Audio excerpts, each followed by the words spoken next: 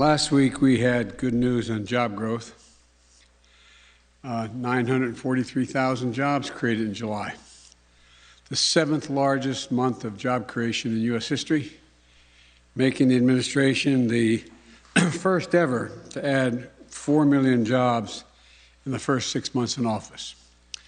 And then in the past 24 hours, we've seen the Senate advance two key pieces of my economic agenda: the bipartisan infrastructure bill and the budget resolution that is the framework for my Build Back Better plan. Today, I'm pleased to share more good news with the American people. The latest report on consumer prices show that we've expanded some easing, the expected easing we thought was going to come has increased, that we've seen a good monthly report. The monthly core consumer price index is down by nearly 2/3 from its pace over the past 3 months. And when you take out the goods directly impacted by the pandemic, like cars and airplane tickets, and the monthly core consumer price index is less than 0.2%. So here's where we stand. Jobs are up, and monthly price increases have come down. Economic growth is up, the fastest in 40 years, and unemployment is coming down. So I would argue the Biden economic plan is working. Historic investments are on the way as well. This isn't accidental. It's a result of our strategy to get shots in arms, grow the economy from the bottom up and the middle out, and it's the rest of the result of the American Rescue Plan and everything else that we've done. And it's a result of the grit and determination and really hard work of the American people. But even with all this progress, a lot of families are still feeling the pinch. Family budgets remain tight, and paychecks don't go as far as they need to. That has been a reality in the millions of households all across America for too long. That's why I want to talk today about what we're going to do to try to ease the burden on families right now and what we need to do to help them succeed over the longer term. First, for millions of families, help is on the way right now thanks to the American Rescue Plan. On Friday, about 40 million families will receive their second monthly payment as part of our tax cut for families with children. $300 for each child under the age of 6, and $250 for every child 6 through the age of 17. That's money for diapers, food, rent, school supplies, fees, and equipment for the child to join sports teams and dance classes. Most of all, as my dad used to say, it just gives a parent a little bit of breathing room. The money is a game changer. And so I would argue for some, it's literally a lifesaver. Economists also tell us that those kinds of tax cuts boost test scores, college attendance, and lifetime earnings for children. A win-win. And that's why I'm glad that early this morning, Congress took an important step to make sure that this tax cut for families with children does not expire next year. So let's keep this tax cut going and not raise taxes on middle-class families. The second point I'd like to make is we're talking about taking action that alleviates global supply chain challenges that keep prices higher than they should be. For example, we're tracking congestion at the ports of Los Angeles and Long Beach, the largest ports in the United States, where increased shipping traffic and the challenges of operating safely in a pandemic are creating disruptions. Those disruptions impact everything from how much our food costs to when deliveries arrive. So my administration is bringing together port operators, shipping lines, labor unions, trucking companies, railroads, and others to speed up the port's operations. Right now, our experts believe, the major independent forecasters agree as well, that these bottlenecks and price spikes will reduce as our economy continues to heal. And while today's consumer price report points in that direction, we will keep a careful eye on inflation each month and trust the Fed to take appropriate action if and when it's needed. Third, I've directed my administration to crack down on what some major players are doing in the economy that are keeping prices higher than they need be. Take your grocery bill. When big agricultural operations consolidate, they put a squeeze on small and family farms, making them pay more for seed, paying them less for what they produce, and raising prices on what you pay for your groceries at the grocery store. My executive order opens up competition in the agricultural business, gives more farmers a chance to compete, which will give Americans more food choices at lower cost. Fourthly, we're taking action to address gas prices as well. Today, gas prices are lower than they were early in this decade, but they're still high enough to create a pinch on working families. One key thing about the infrastructure bill that just passed the Senate is there are no gas tax increases. No gas tax increases. I made that absolutely clear that I would not raise gas taxes. I'm glad everyone in the Senate seemed to agree with that. But that's not enough. Recently, we've seen the price that oil companies pay for a barrel of oil begin to fall. But the cost of gasolines at the pump for more American people hasn't fallen. That's not what you'd expect in a competitive market. I want to make sure that nothing stands in the way of oil price declines leading to lower prices for consumers. So today, my director of the National Economic Council has asked the chair of the Federal Trade Commission to use every available tool to monitor the U.S. gasoline market and address any illegal conduct that might be contributing to price increases at the pump while the cost of barrel oil is going down.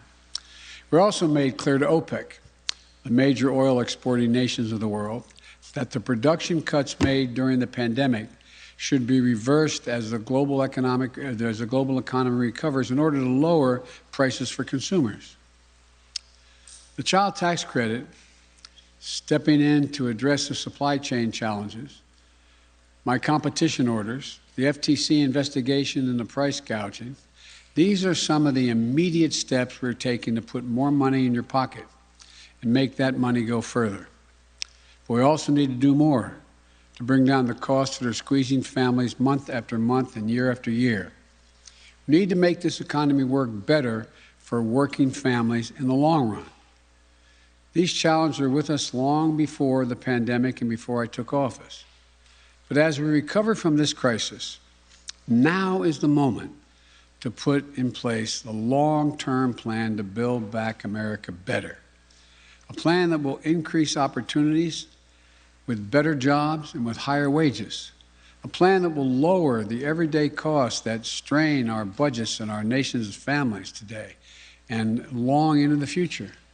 It starts with making investments that we know will make the economy more productive and lead to more growth over the long run. Bringing down the cost, everyday costs, that have been taking a bigger and bigger bite out of middle-class families' incomes. The expenses that keep parents up at night and rob seniors of their dignity. Health care, prescription drug costs, child care, education, housing, or caring for an elderly relative or a loved one. For those who get their health insurance through the Affordable Care Act, the American Rescue Plan allowed us to cover more people at lower premiums, and lower premiums by average of 40%. In my Build Back Better plan, we want to build on that progress. Or prescription drugs. Right now, we pay the highest prescription drug cost prices of any developed nation in the world, the highest.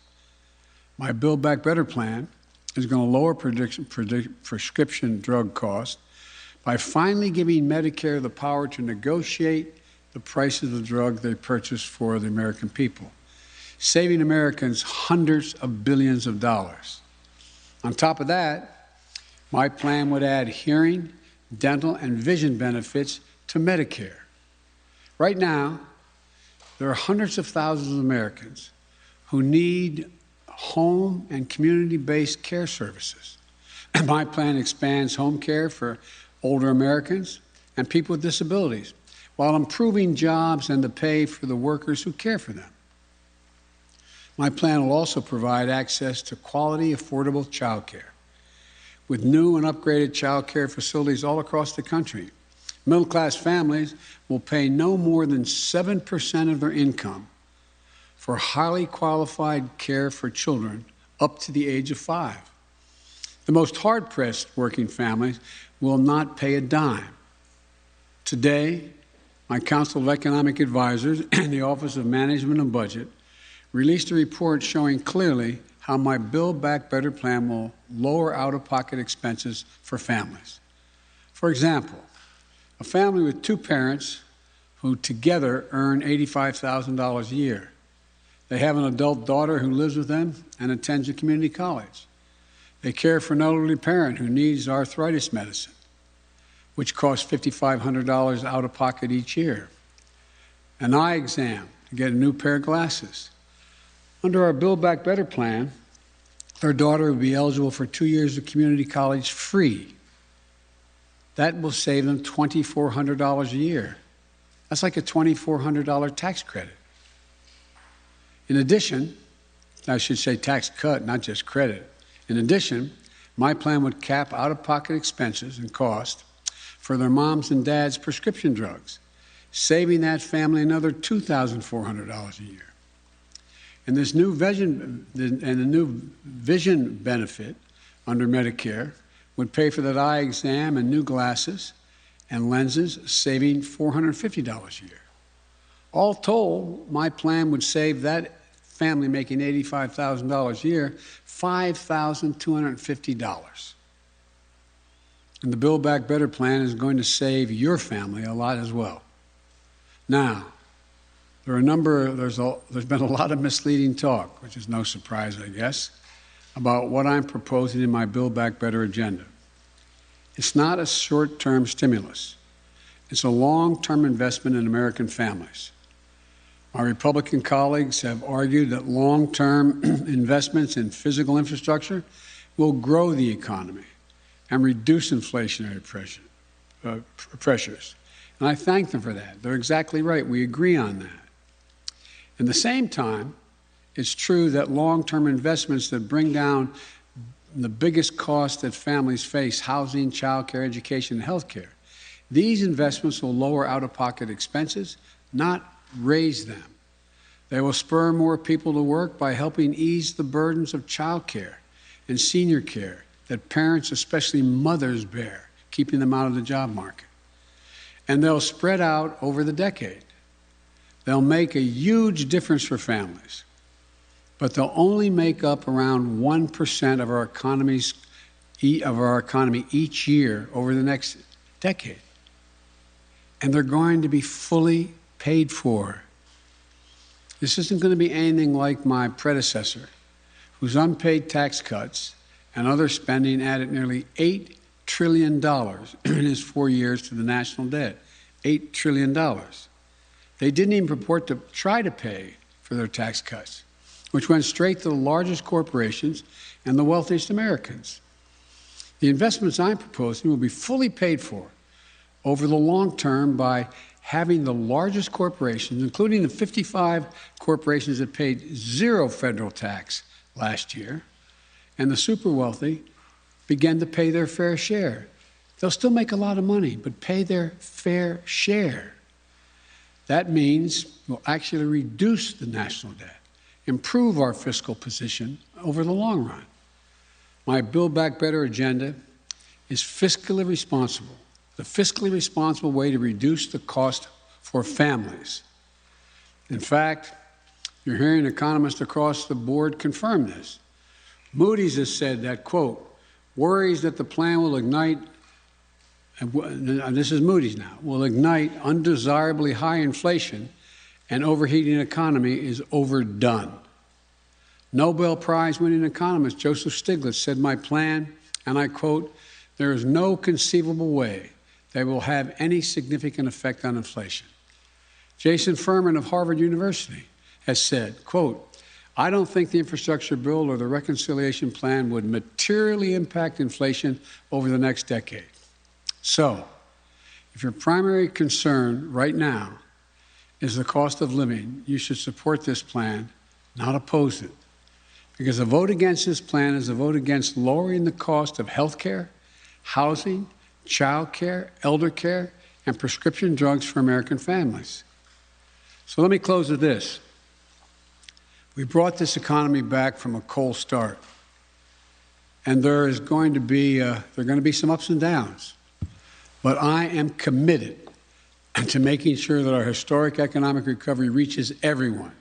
This time reaches everyone and eases the burden on working families, not just this year, but for the years to come. So thank you. God bless you, and may God protect our troops. Thank you. Mr. President, And we just listened to President Biden. He delivered remarks on his Build Back Better agenda that will lower costs for working families, generate economic growth, and create jobs.